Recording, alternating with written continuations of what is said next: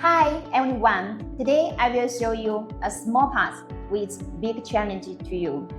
This automotive transmission connection component is made from 6061 T6 aluminum alloy.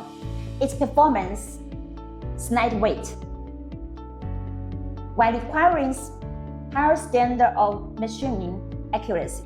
The real challenge comes from its complex structure design. The part features multi-angled surface, side holes, and precision slots. With conventional 3-axis machining, multiple setups and reclamping are required, which increases machining time and can introduce positioning errors that affect assembly accuracy. How do we overcome this challenge? Our solution is 5-axis multi-phase machining.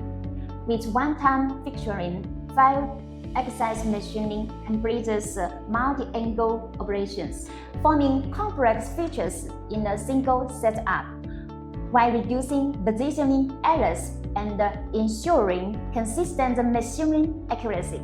After machining, the part achieves a surface roughness of RA 3.2 and receives hard anodizing treatment to improve wear resistance and corrosion resistance. If your components also face challenges with complex structures and multi-setups, feel free to discuss your machining requirements with us. We have 10 complex designs into optimized manufacturing solutions.